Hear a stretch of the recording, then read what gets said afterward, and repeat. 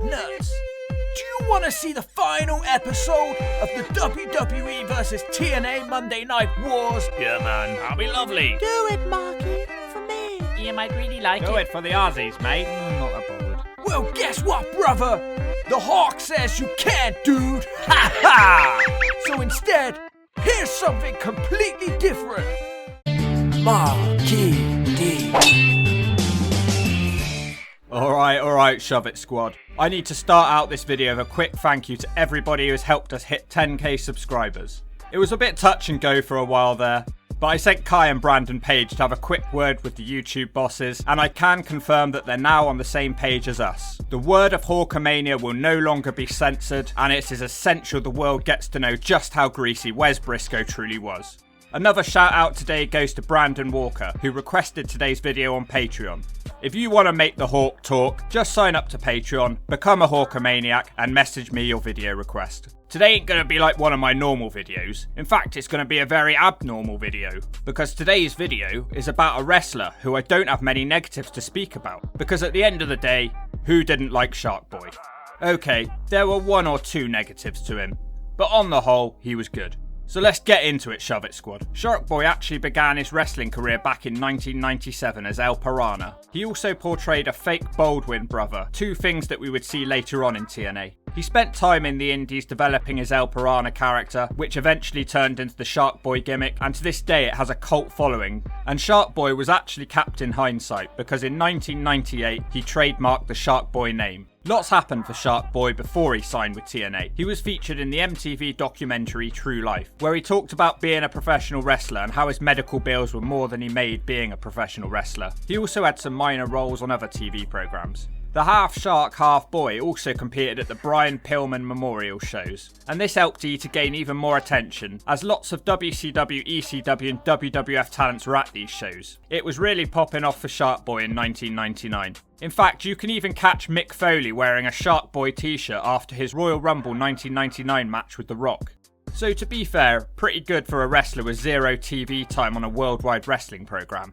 Where would he end up then? Well, Sharky ended up signed to WCW, much like lots of the earlier TNA talents. He wrestled a few matches as part of the Cruiserweight division in WCW in late 1999 and early 2000, but he was released from his WCW contract a while before they went out of business. Sharkboy then had to do something with all that spare time he now had, so he decided to open up a wrestling school, and he trained wrestlers like Dustin Thomas, Sami Callihan and Jake Oman. Sharkboy started appearing in TNA in 2002, and on his first night he used both his gimmicks and appeared in a jive talking segment with Disco Inferno. Oh, I've talked about this one before. Check out my unfinished storyline video on the screen right now. He was playing his old Baldwin brother character gimmick here. It was completely dumb and went nowhere. It's just like they were having him do this Baldwin gimmick because they couldn't afford the real thing. Oh, what does that remind you of? For the next year, he wrestled sporadically in TNA, not talking and just competing in the X Division. Nothing remarkable. He wrestled a few matches in the WWE and competed on Heat in 2003, but this didn't lead anywhere. But what it did do is it seemed to give TNA a kick up the ass to start using him more regularly. Use him or lose him. Then one of the strangest pairings in wrestling happened, and this is one that's not really talked about for some reason, as New Jack was teamed up with Sharkboy. There were some really bizarre skits and stuff you couldn't imagine New Jack ever doing.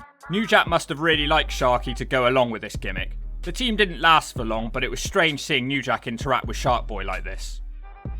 Black people don't do water good. The last time they put a bunch of us in some water, it was in a boat and the ride wasn't no fun. I don't want to get in no water with you. What the hell is that? A damn octopus? Throw them to wet. I don't like this game. I gotta get in the water. After a while, Sharkboy started up another comedy tag team with Mad Mikey, who most of you will know to be Crash Holly. Crash made 9 appearances for TNA before his sad passing. His gimmick was that he was angry at everything. I always loved how entertaining Crash was, and he's still missed to this day. Rest in peace, brother. In fact, Crash's last match in a mainstream company was teaming with Sharkboy against Umaga and Sonny Siaki in the autumn of 2003. After this, Sharkboy started teaming up with D-Ray 3000 in another comedy tag team, but this team lasted a lot longer than the previously two mentioned teams. D-Ray got given his name because he closely resembled Andre 3000 from Outkast. Eventually they would run into Goldilocks, who owned the contracts of Abyss and Alex Shelley, and she would win the contracts of Sharkboy and D-Ray too, forming a faction of wrestlers dedicated to serving her. D-Ray seemed to be the chauffeur, and they all bullied Abyss. It was mainly just Goldilocks making them all look stupid. They were eventually freed from their contracts with her, but they carried on teaming up together. D-Ray left TNA in summer 2005, and Sharkboy was a bit directionless and competed as a jobber who occasionally challenged for the X Division title. This went on for a few years. During this time, Sharkboy ended up in a legal battle with Miramax, who were releasing the film The Adventures of Sharkboy and Lava Girl in 3D. God, I feel sick just saying the name of that film. I'm gonna have to wash my mouth out with soap after that one. As previously mentioned, Sharkboy had trademarked his name, and he felt that the film studio did not have the rights to use his name. The legal battle was eventually settled outside court, with Sharkboy being awarded around 200k. Man, copywriting can earn you some serious dollar. I wonder if anyone's ever thought about making a Hulk Hogan and Friends TV show. Wait, let me stop you. After numerous attacks, Sharkboy disappeared off TV briefly, and then something else strange happened. Sharkboy was in a coma, but he woke up and he'd learned how to talk, something that we never heard from him before. As he woke up from his coma, he launched into a Stone Cold Steve Austin impersonation. Well, hell yeah. The next time you stick that thermometer up my ass, there's gonna be hell to pay, you son of a bitch. And that's the bottom line, cause Sharkboy said so. The impersonation would continue, as he started saying, and that's the fishing line, cause Sharkboy said so, and he kept drinking clam juice. How would I rate his impersonation? It wasn't perfect, it wasn't Jason's sensation levels, but it was certainly entertaining. The crowd agreed with me, and everyone loved it and found it hilarious. Sharkboy has said since that it was an impression that he's always done, and after doing it in front of TNA management, they wanted to see it on TV. Stone Cold Steve Austin is also cool with the gimmick. Son, you done pissed old Sharkboy off, and that's something you just don't want to do.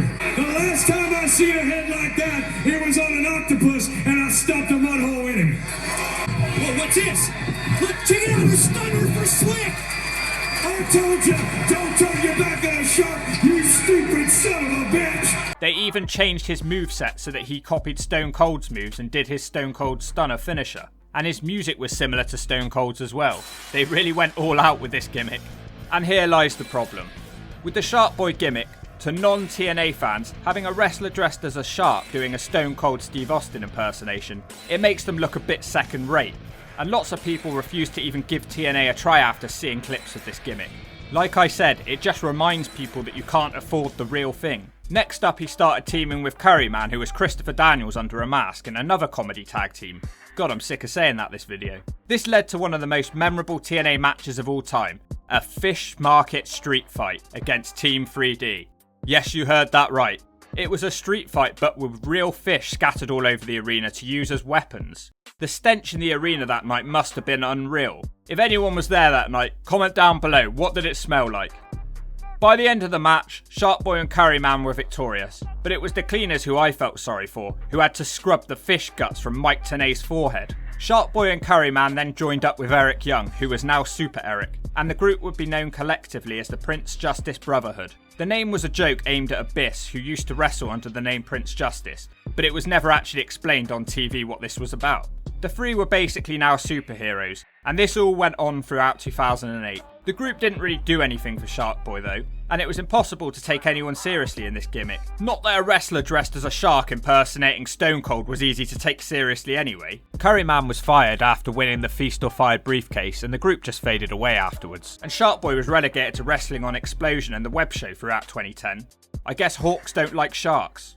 He then spent some time away from being a wrestler, as he performed as a referee and a road agent.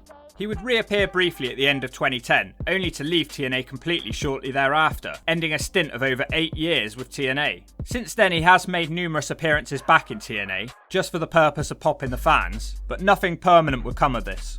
The most attention he's got since his main TNA run was in 2014, when he appeared a bit more regularly on the show, as he was used as a jobber competitor to get over EC3, who was beating people up for fun. Shortly after, a now obese Sharkboy was shown backstage with Pat Kenny, who was giving him a pep talk whilst he filled himself with food.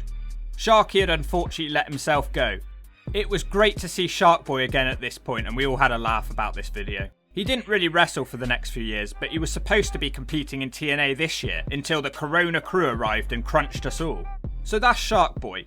He's not brought up enough in my opinion when it comes to people talking about TNA originals, and although he turned up a little bit later than some of the others, I would consider him to be a part of this list, as he competed for over 8 years during the TNA glory years, and he deserves to be included in any plaudits that this group gets. So that's the video. Give me a shell yeah or I'll smack you one.